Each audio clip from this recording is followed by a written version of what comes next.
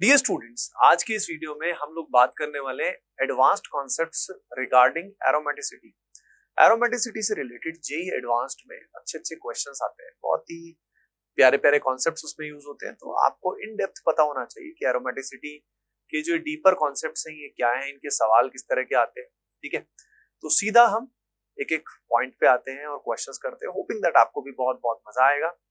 देखिए, सबसे पहले जैसे कि ये क्वेश्चन हमें पता होना बहुत जरूरी है कि एरोमेटिक इतने स्टेबल क्यों होते हैं and why anti aromatic is highly unstable. जैसे कि आप एरोमेटिक को देख सकते हो और सिमिलरली आप एंटी एरोमेटिक को देख सकते हो, बिल्कुल सिमिलर लगते हैं काफी मामलों में, ऑलमोस्ट सिमिलर, लेकिन नंबर ऑफ इलेक्ट्रॉन्स के वेरिएशन की वजह से, यानी एक जगह ऑड पेयर है, दूसरी जगह इवन पेयर है, उसी कारण इतना परेशानी। तो बात समझ में आ रही है आप सभी को?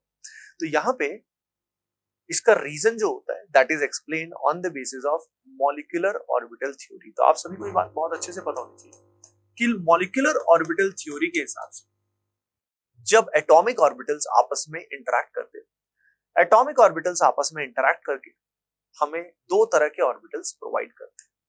एक तो प्रोवाइड करते हैं BMOs that is bonding molecular orbitals, और एक हमें प्रोवाइड करते हैं antibonding molecular orbitals, ABMOs. Non bonding NBMO भी बनते हैं, लेकिन प्राइमरीली अगर हम बात करें यहाँ पे जो रीजन होता है हाई स्टेबिलिटी का, वो ये होता है कि यहाँ पे जो नंबर ऑफ इलेक्ट्रॉन्स है, जो पाई इलेक्ट्रॉन्स है, ये फिल होते हैं बॉन्डिंग मॉलिक्यूलर ऑर्बिटल्स में। तो इलेक्ट्रॉन्स अगर बॉन्डिंग मॉलिक्यूलर ऑर्बिटल्स में फिल होंगे तो स्टेबिलिटी बढ़ेगी, लेकिन वहीं पे इलेक्ट्रॉन्स अगर हमारे एंटी बॉन्डिंग में चले जाएंगे तो स्टेबिलिटी का बंटाधार हो जाएगा, नुकसान हो जाएगा। तो यहाँ पे there is a method known as frost circle method. एक मेथड होता है फ्रॉस्ट सर्कल मेथड, ठीक है, जिसके बेसिस पे इनकी फिलिंग कैसे होती है वो भी जाना जाता है। ठीक है, अब मैं ये आपको बहुत डीप में, मतलब ये फ्रॉस्ट सर्कल मेथड तो आपसे कोई नहीं पूछने वाला, बट दिस इज, मैं इसलिए कर रहा हूँ टू डेमोन्स्ट्रेट कि भाई असल में आपको थोड़ा फील आ जाए। इस मेथड के हिसाब से हमें एक सर्कल बनाना है, जो ये 6 के 6 वर्टिसेस हैं इनको लेते हुए एक सर्कल बनाना है। तो हमें यहाँ मिल जाएंगे, टोटल कुल मिला के आप देखोगे तो हमें मिल जाएंगे यहाँ पे 6 पॉइंट्स। तो यहाँ पे सबसे नीचे एक पॉइंट है, फिर 2 पॉइंट्स यहाँ, फिर 2 पॉइंट्स यहाँ और फिर 1 पॉइंट यहाँ। ठीक, अब ये हमें क्या बता रहे हैं, ये वर्टिसेस हमें क्या बता रहे हैं? ये हमें बता रहे हैं बेटा एनर्जी लेवल। तो जैसे हम एमओटी के अंदर इलेक्ट्रॉन्स की फिलिंग करते हैं, उसी तरीके से वर्टिसेस के कॉरेस्पॉन्डिंग हमने एनर्जी लेवल्स बना दी। अब ये हमारे पास अगर हम देखें तो जो नीचे वाले 3 है ये हमारे बीएमओ, और ऊपर वाले जो 3 आपको दिखाई दे रहे हैं ये है एंटी बॉन्डिंग मॉलिक्यूलर ऑर्बिटल्स। तो यहाँ पे अब जब हम इलेक्ट्रॉन्स की फिलिंग करेंगे, क्योंकि हमारे पास टोटल पाई इलेक्ट्रॉन्स है 6 पाई इलेक्ट्रॉन्स, तो जब उनकी फिलिंग करेंगे बेटा तो फिलिंग कैसे होगी? 1 2 3 4 5 and 6। As you can see all the pi electrons, जितने भी पाई इलेक्ट्रॉन्स हैं वो सारे के सारे फिल कहां हो रहे हैं? All of them are filled in bonding molecular orbital. That is the reason. ठीक है, सिमिलरली अगर आप यहां पे ऐसा बनाएंगे, एक सर्कल बनाएंगे, यहां पे जब सर्कल बनाएंगे तो इस तरीके से आपके पास कुछ यहाँ पे ये 4 वर्टिसेस आ जाएंगे।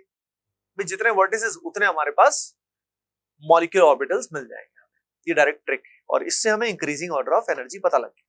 अब ये 4 इलेक्ट्रॉन्स जब हम फिल करेंगे ना बेटा, तो 2 तो यहाँ फिल हो जाएंगे, लेकिन बाकी 2 जो है वो इलेक्ट्रॉन अनपेयर्ड हो जाएंगे। तो ये अनपेयर्ड इलेक्ट्रॉन जो है ना, ये हमारे कहाँ चले जाएंगे? ये चले जाएंगे नॉन बॉन्डिंग मॉलिक्यूलर ऑर्बिटल में। इससे प्रूव हो रहा है अगर ये नॉन बॉन्डिंग में चले गए तो इसका मतलब सेम स्पिन के इलेक्ट्रॉन्स है, यानी एक तरह से ये जो कंपाउंड है वो इस तरह का है। आप खुद ही समझ सकते हो, अगल बगल में इलेक्ट्रॉन्स है लेकिन पेयर अप नहीं कर पा रहे। इससे प्रूव हो रहा है कि ये कितना हाईली अनस्टेबल है। So they are highly highly unstable. इसीलिए उसके 2 यूनिट्स आपस में क्या करते हैं? एक दूसरे को भाई भाई हेल्प करते हैं। यानी ये जो एंटी एरोमेटिक है it is highly unstable at room temperature. काफी बार इस पॉइंट पे क्वेश्चन आता है। तो इसके 2 जो आपको दिखाई दे रहे हैं, 2 यूनिट्स आपस में डाइमराइज करती है। तो एंटी एरोमेटिक कंपाउंड्स बहुत जल्दी डाइमराइज करते हैं, बिकॉज ये 2 इलेक्ट्रॉन्स आपको जो दिखाई दे रहे हैं ये हमारे पास अनपेयर्ड सेम स्पिन के इलेक्ट्रॉन्स हैं। So that is the reason fundamentally. तो अगर आपको ये मेथड अगर जितना भी समझ में आया है, मेन फंडा क्लियर होना चाहिए कि यार एंटी एरोमेटिक में अनपेड इलेक्ट्रॉन्स होते हैं, which makes it highly unstable, और वो एंटी बॉन्डिंग में तो नहीं जाते, नॉन बॉन्डिंग में जाते हैं, बट स्टिल, राइट। तो ये मेथड डिटेल में कोई नहीं पूछने वाला, बट ये मैंने आपको इसीलिए बताया ताकि आपको चीजें थोड़ा डेप्थ में समझ में आए एंड आपको फील आए कि यार ऐसा क्यों होता है, ठीक। एंटी एरोमेटिक से जो क्वेश्चन आते हैं इन जनरल मैं आपको बता देता हूं, वो इस तरह से नहीं आते कि बताओ एंटी एरोमेटिक कौन है। इन जनरल सवाल आता है which of the following is highly unstable at room temperature, इस तरह के क्वेश्चन कॉमनली आते हैं। चलिए अब मैं अगली चीज आपको बताता हूं। अगले क्वेश्चंस, अगला इंटरेस्टिंग कॉन्सेप्ट जो इसमें बनता है वो बनता है एक्सोसाइक्लिक बॉन्ड का, कंसेप्ट ऑफ एक्सोसाइक्लिक बॉन्ड, ठीक है। अगर एक्सोसाइक्लिक बॉन्ड की हम बात करें तो जैसे मान लो हमारे पास कुछ ऐसा केस आ गया, मान लीजिए we have something like this। अब एक्सोसाइक्लिक बॉन्ड में हम क्या करें, कैसे बताएं एरोमेटिक है नॉन एरोमेटिक है, तो इसका बहुत ही सिंपल सा तरीका है। अगर किसी कंपाउंड का कोई भी रेजोनेटिंग स्ट्रक्चर ऐसा है, यानी जो एक इफेक्टिव रेजोनेटिंग स्ट्रक्चर है, जैसे आप देख सकते हो यहाँ पे पाई बॉन्ड पे रेजोनेंस अगर आप करोगे इस तरफ, it can be done from this side और या ऊपर की तरफ भी किया जा सकता है इलेक्ट्रॉन का फ्लो। तो अगर किसी भी पर्टिकुलर रेजोनेटिंग स्ट्रक्चर में एरोमेटिसिटी आ गई, इसका मतलब कंपाउंड क्या कहलाएगा, एरोमेटिक। तो अगर एक्सोसाइक्लिक बॉन्ड प्रेजेंट है तो आप चेक करिए क्या किसी रेजोनेटिंग स्ट्रक्चर के अंदर एरोमेटिसिटी आ रही है। अगर जवाब हाँ है, इसका मतलब कंपाउंड में aromatic character is very high, aromatic character बहुत हाई है। चलिए अगला कॉन्सेप्ट इसी में, कभी कभी एरोमेटिक कैरेक्टर का क्वेश्चन आ जाता है कि बताओ कहां एरोमेटिक कैरेक्टर ज्यादा है, कहां एरोमेटिक कैरेक्टर ज्यादा है। जैसे हमारे पास पायरॉल है और एक हमारे पास फ्यूरान है, अगर इन दोनों में एरोमेटिक कैरेक्टर हमें कंपेयर करना है कि बताओ दोनों में ज्यादा एरोमेटिक कैरेक्टर कहां है, तो एक बार सोचिए सभी, थिंक अबाउट इट, सोचिए कहां पे एरोमेटिक कैरेक्टर ज्यादा है, where the aromatic character is more, think about it. Yes everyone, देखो अब अगर दोनों एरोमेटिक हैं और हमें एरोमेटिक कैरेक्टर बताना है कि बेटर कहां है, तो एरोमेटिक कैरेक्टर का मतलब जहां रेजोनेंस स्टेबलाइजेशन ओवरऑल ज्यादा है। नेचुरली वो नाइट्रोजन के केस में ज्यादा अच्छी होगी, क्योंकि जब आप यहाँ रेजोनेंस हाइब्रिड बनाओगे तो नाइट्रोजन पे पॉजिटिव चार्ज आएगा, इधर ऑक्सीजन पे पॉजिटिव चार्ज आएगा। एज यू नो नाइट्रोजन पे positive charge is more stable as compare to oxygen. तो आपको जवाब मिल गया कि एरोमेटिक कैरेक्टर किस तरीके से कंपेयर किया जाता है।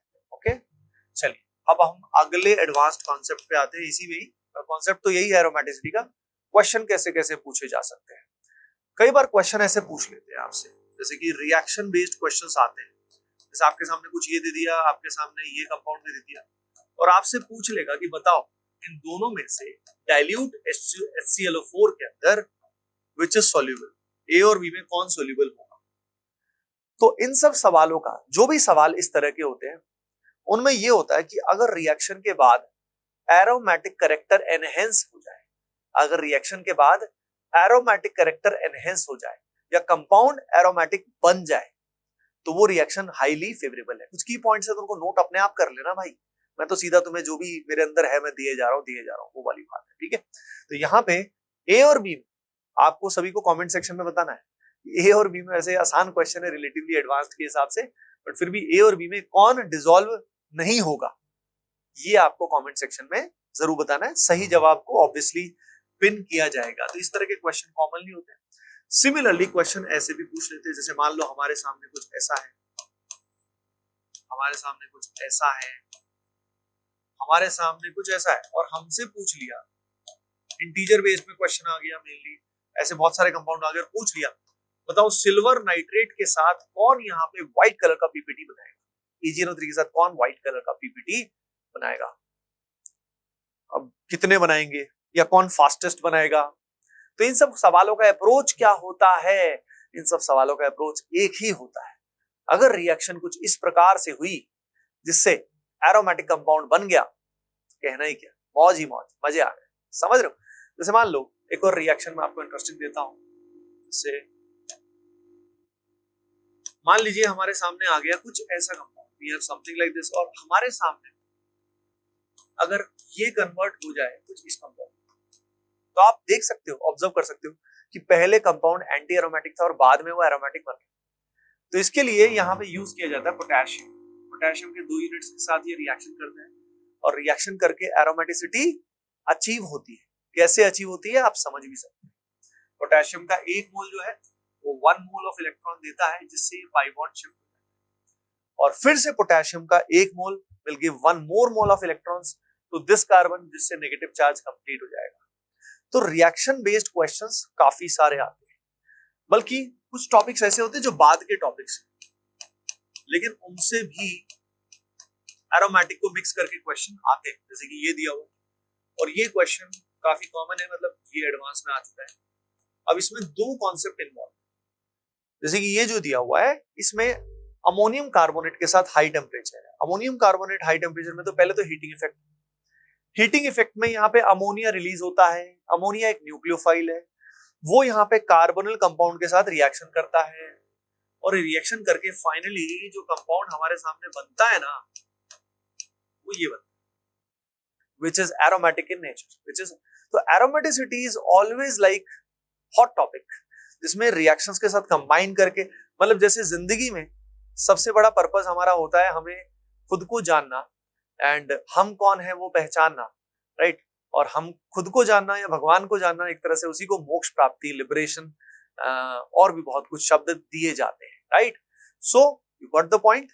ऑर्गेनिक केमिस्ट्री में मोक्ष प्राप्ति is very similar to aromaticity achieve होना।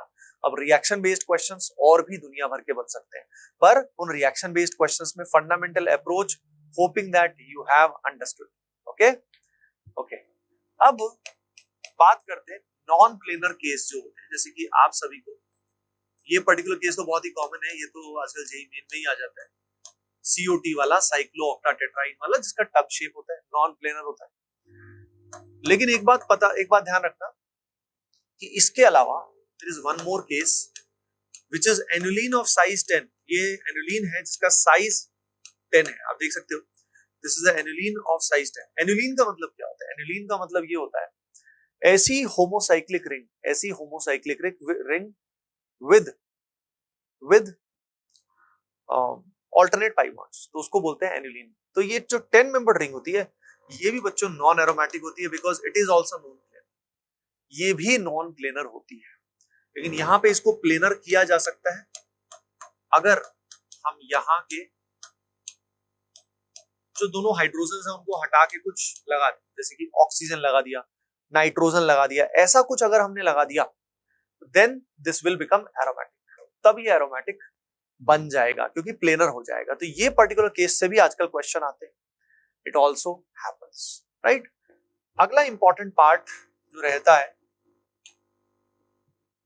वो रहता है फ्यूज्ड रिंग्स वाला कॉन्सेप्ट। जैसे मान लीजिए हमारे पास फ्यूज्ड रिंग है, जैसे कि ये 2 रिंग्स, ये क्वेश्चन आ चुका है जी एडवांस में, तो अपने को चेक करना है कि एरोमेटिक है कि नहीं। ये बिल्कुल बेसिक कॉन्सेप्ट पे है, बट इट इज इंपॉर्टेंट।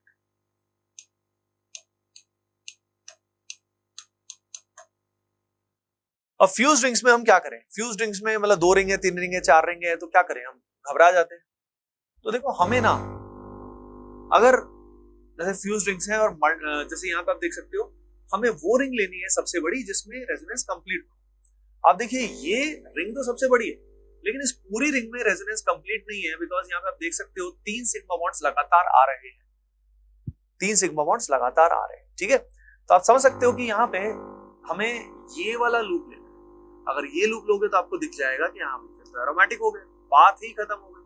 तो फ्यूज्ड रिंग में इस बात का ध्यान रखिए कि हमें वो सबसे बड़ा रूप लेना है, we have to take the biggest one, but that biggest one जिसके अंदर रेजोनेंस कंप्लीट है, पूरे सिस्टम में रेजोनेंस कंप्लीट है। फिर सवाल हो जाएगा, तो जैसे इसमें आप देख सकते हो, इसमें you have to take this one because resonance is complete, and if you see यहाँ पे it will come out to be aromatic. देखिए बहुत बेसिक से मैंने सवाल इसमें नहीं करवाए हैं, बिकॉज आप समझ रहे हो, क्योंकि हम ओवरऑल एडवांस्ड कॉन्सेप्ट्स की बात कर रहे हैं कि जेईई एडवांस्ड में किस किस तरह की अप्रोच आती है। जेईई एडवांस्ड में जो क्वेश्चंस आते हैं, या तो ये आ जाते हैं कि स्टेबिलिटी है या नहीं है, या रिएक्शंस का यूज आ जाता है कि रिएक्शंस में एरोमेटिक प्रोडक्ट बन जाए, that is the use, right. उसके अलावा फ्यूज्ड रिंग के कॉन्सेप्ट से क्वेश्चन आ जाता है।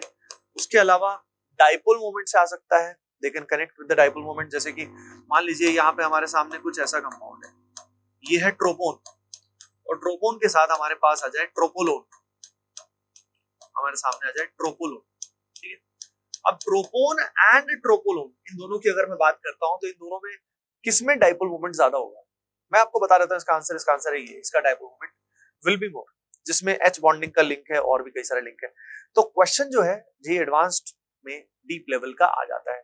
Similar concept is involved in the rotational barrier as well. मान लीजिए हमारे सामने कुछ इस तरह का कंपाउंड है और हमें इनके अंदर रोटेशनल बैरियर कंपेयर करना है। We have to compare the rotational barrier between these two, right. तो इनको भी करने के लिए हमें एरोमेटिसिटी का यूज करना पड़ता है। हमें बीच वाला जो पाई बॉन्ड आपको दिखाई दे रहा है, इसमें डबल बॉन्ड करेक्टर चेक करना होता है। डबल बॉन्ड करेक्टर चेक करना होता है कि डबल बॉन्ड करेक्टर कहां पे ज्यादा है, कहां पे कम है। Similar questions also come when there are which can also come, जैसे कि ये पर्टिकुलर कंपाउंड बड़ा फेमस है ना। ये जो कंपाउंड है इसमें आपको सभी को ये बताना है कि ये जो पर्टिकुलर कंपाउंड है 1 2 3 इसका नाम किसी को पता है तो एक बार बताना, वैसे गूगल करके तो बता ही दोगे, लेकिन इसका नाम क्या है और इज इट एरोमेटिक? क्या ये एरोमेटिक है या नहीं है? एरोमेटिक एंटी एरोमेटिक क्या है? और ये कलर्ड है तो क्यों है, नहीं है तो क्यों नहीं है? तो such type of interesting deeper questions are there, right. मैं एक चीज आपको बताना चाहता हूँ, एक राज की बात। राज की बात तो ये है कि जब मैंने प्रीवियस के ईयर के इतने सालों से जब क्वेश्चन देखे जेईई एडवांस्ड के, तो मैंने देखा कि बहुत सारे कॉन्सेप्ट जो होते हैं ना, ये प्राइमरीली 4-5-6 किताबें हैं जो मेनली प्राइमरीली फॉरेन ऑथर्स की कुछ अच्छी बुक्स है ना, इंडियन ऑथर्स की तो नहीं है मेनली। तो वो जो बुक्स है ना, उनके अलग अलग कॉन्सेप्ट से अंदर ही अंदर ये क्वेश्चंस निकाले गए थे, जितने भी तरह के आते रहते मोर और लेस, राइट। और कोई की कंसेप्ट जो है वो मैं देख लेता हूँ, जो मैं पढ़ाता आया हूँ हमेशा वैसा कुछ तो नहीं है। आई थिंक हमने ज्यादातर कॉन्सेप्ट्स की बात कर ली है, डायमराइजेशन की बात कर ली है। Yes yes, obviously many many more questions can be there. तो अगर आपको कोई डाउट भी है तो आप कमेंट सेक्शन में आपस में भी डिस्कस कर सकते हैं। मुझे टाइम मिला तो मैं भी उसका रिप्लाई करूंगा। ओके बच्चों, बाकी एनी ऑफ यू जो चाहता है हमारी टेस्ट सीरीज में एनरोल करना, वो एटीपी स्टार ऐप या वेबसाइट पे जरूर आइए, वहां से डायरेक्टली आप एनरोल करें। ओके बच्चों, चलो फिर मिलते हैं नेक्स्ट पर्टिकुलर वीडियो में। Bye, take care and keep doing well, love you all.